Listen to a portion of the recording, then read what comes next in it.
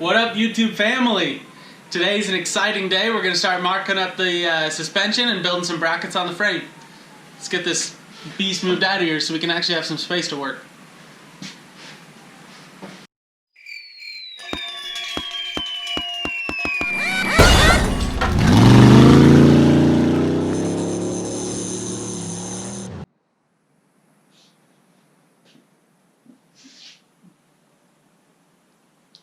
Alright, so now that we got some space to work in, I'm going to set the frame up as level as I can get it, at pretty much right height, as close as I can get it with what I got, and then get the axle centered in the wheel wells, get it centered on the frame, and then start looking at where I want my links to go. I'm hoping to triangulate it as much as I can, but I'm also not trying to create more work for myself because I don't have an engine in here yet. I don't have shocks. I don't know exactly how everything else is going to line up. So I'm going to keep it moderate, but do as long arms as I can, get as much triangulation out of it as I can, and make sure everything articulates properly. So stay tuned.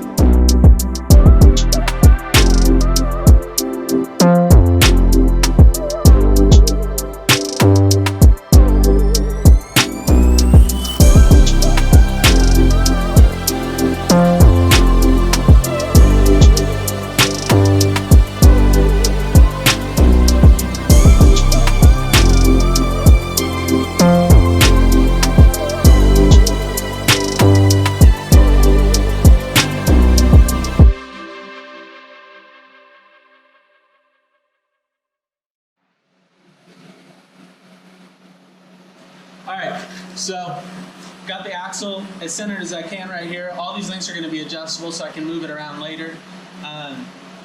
But I got my caster set up a moment ago so that I could measure out the lengths of my links.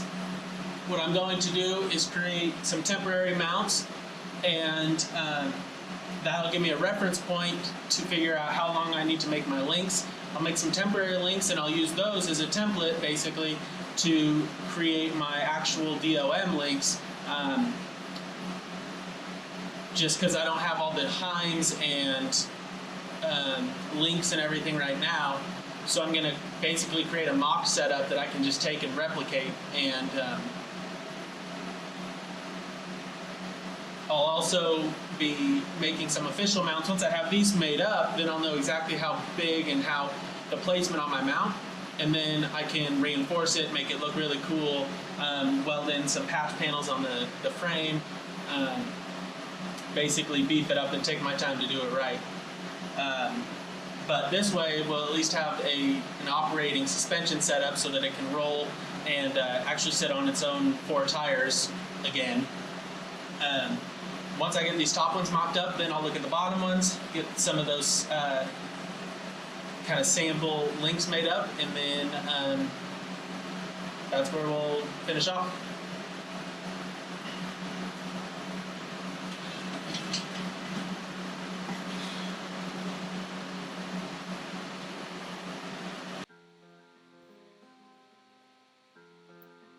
First thing I'm going to finish up here is adding some strength and support to the inside of the frame rails.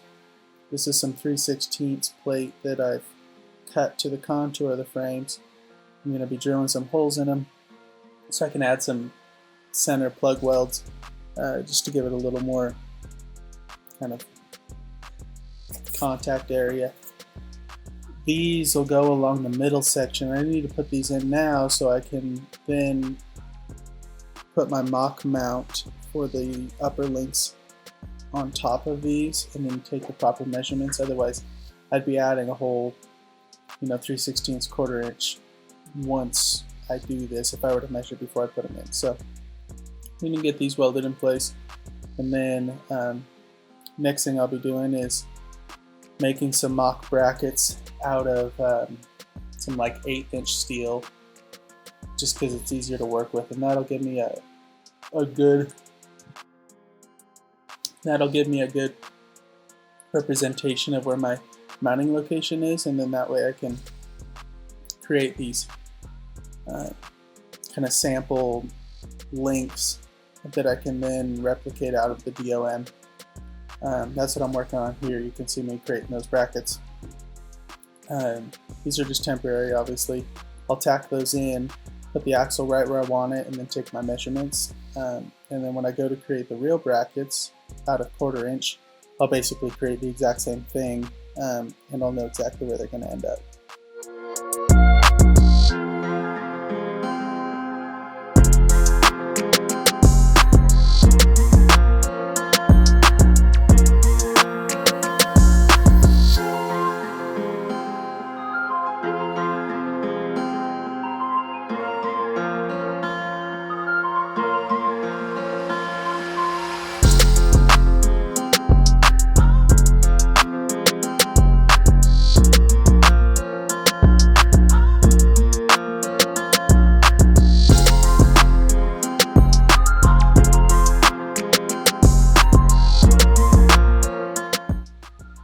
You'll see there I've only created a single shear bracket, not a double shear like I will in the end, just because this is only a representation. It's not going to be the actual bracket.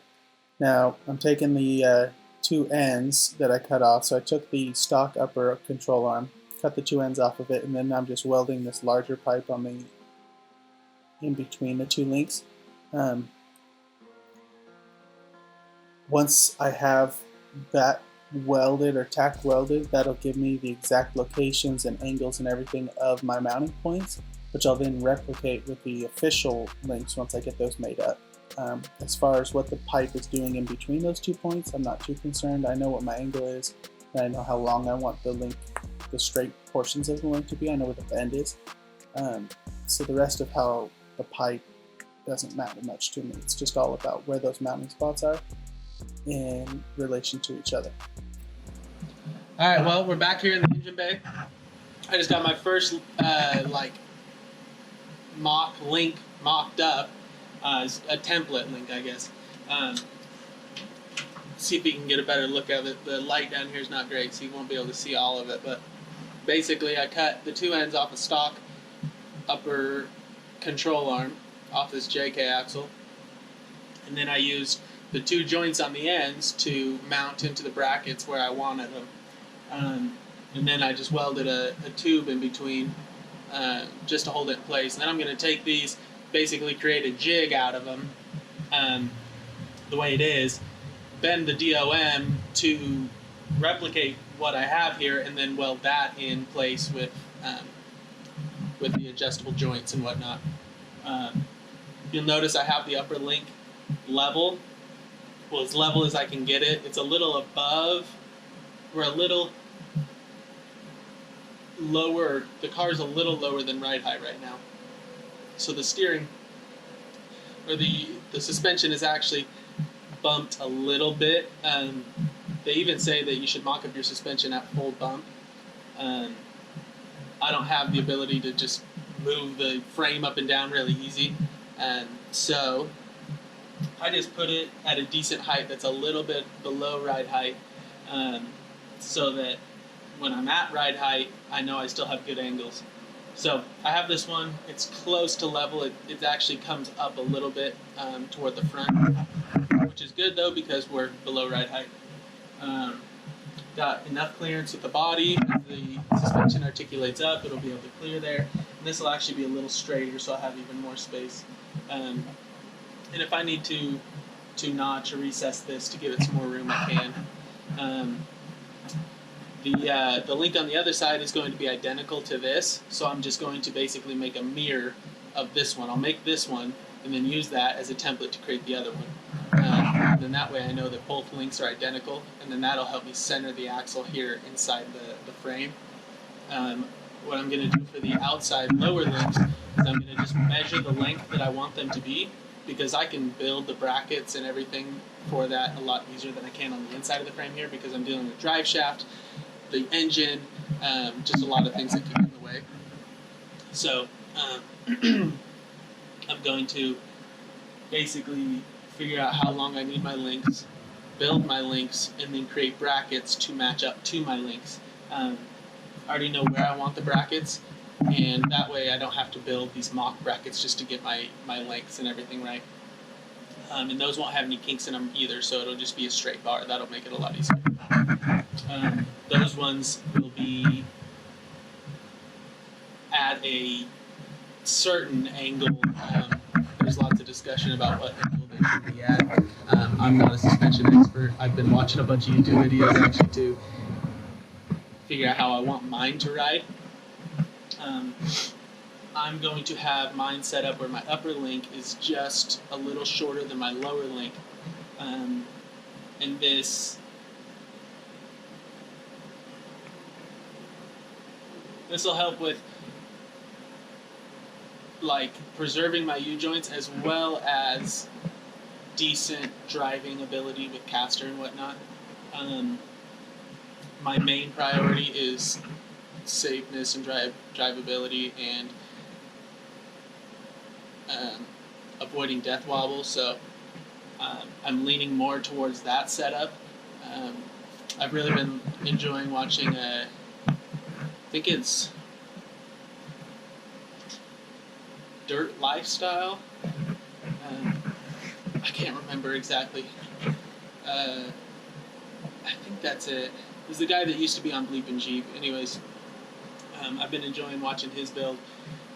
He's helped me a bunch on these numbers, and I trust him. I've also been talking to my buddy Curtis at Just for Fun Motorsports. They've been helping me out a bunch of this. They've hooked me up with all the links and other suspension components. So they are a great retailer for some really top-notch brands: Falcon Suspension, Terraflex, Artec Industries. So I'm hoping to get some sweet stuff as the build goes on. So I'll put a link into the video about the suspension that I've been watching. It's a whole series where he's putting a 1 ton under his Discovery, and it's a great build because it shows you the suspension setup, but he also has a really difficult canvas to work in because the way that the body is set up, it has all these extra components and mounts, and he really has to finagle everything in there. So you get to see a little bit about how you can adjust your system to make it work, as well as maintaining proper angles, and also the fact that there's some like wiggle room, like leeway. You don't have to have every single thing to the T, and that's why with this, like, I understand that it's not perfectly set up. The ground isn't perfectly level. The car's not perfectly level, even though it's about as close as it can get. But once I have adjustable links in it, like I can change all of that down the road. Like I could pull over on the side of the road and change it. So that's the beauty of being able to make it adjustable. And you can't get everything perfectly square and lined up no matter how hard you try. So you having adjustability will allow you to get your alignment and everything correct, because if you put your brackets in just off of measurements and then you use a set length of your control arms, if one of those brackets ends up being off, or the frame is actually off, or you measured off the wrong point or whatever, then your whole suspension is going to be messed up and you can't adjust it anymore. You're going to have to cut the bracket and move it. So I'm really happy with how this upper arm looks here. It's pretty close to the flange on the drive shaft, but it'll give me, I'm going to put a little kink in the control arm here, and that'll give me the clearance for the slip yoke once I put that on. And then, or not the slip yoke, the U-joint.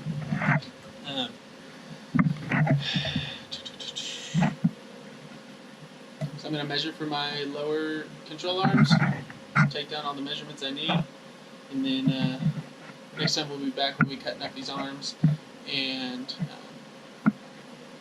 getting everything put in place more solid so I can actually roll this thing around. Possibly get it over to the shop over at school where I've been working on some stuff and be able to really work on stuff right there, get all my bends right, get all my notches right, and just be able to weld it all in and just go.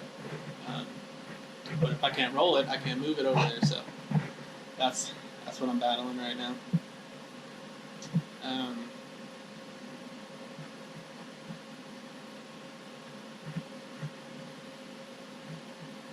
Man, I'm excited. This is sick.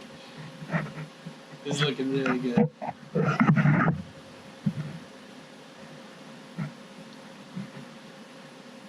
Yeah, it's looking really good. We got plenty of clearance.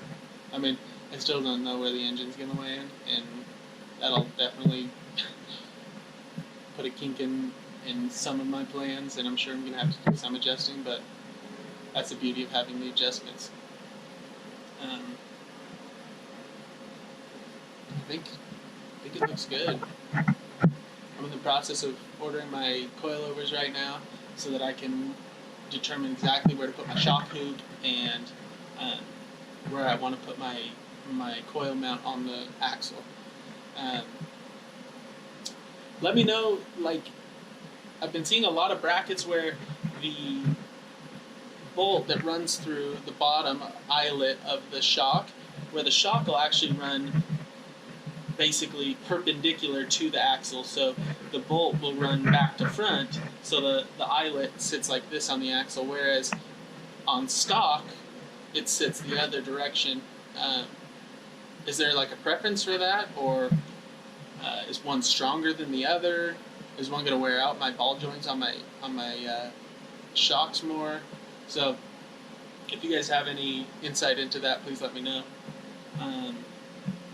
I'm going to probably mount my shock directly over the axle just to give it the most strength possible.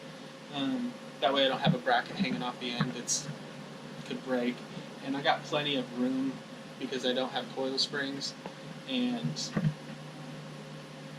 tire clearance is massive. So should have plenty of real estate. So we'll be back here in the engine bay next episode. Stay tuned. Someday this little area where I'm sitting will be filled with a sick engine. Something that'll set this thing apart and really put the suspension to good use. Here are some still images of me cutting and bending those upper control arms. You see there I've just completely mirrored what the angle is, and then both sides are parallel to each other.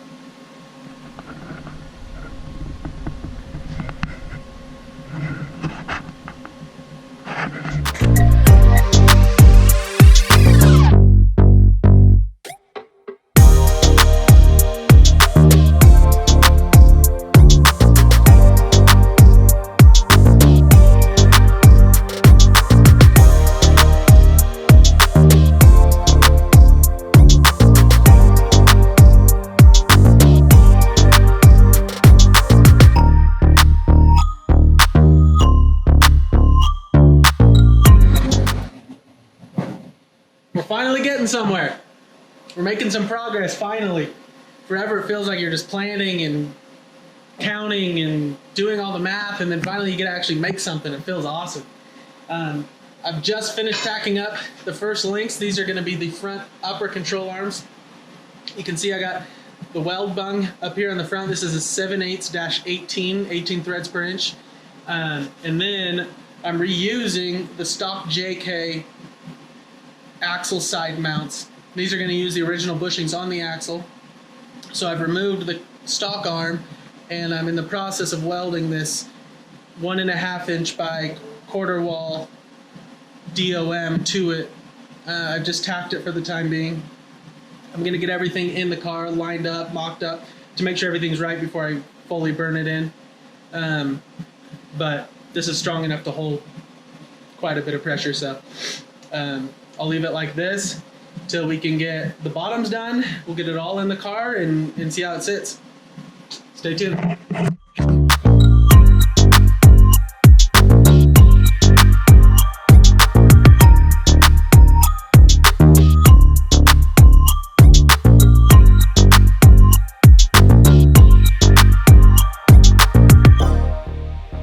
Now that I have the links tacked together, I'm gonna go ahead and create those upper control arm brackets I was talking about. This is my 1/4 inch plate steel. I'm gonna cut these, bend them, weld them together, and then we'll get those tacked in the car so I have somewhere to mount my control arms. Double check the lengths on them before I go any further, and then we should be good to go for the uppers.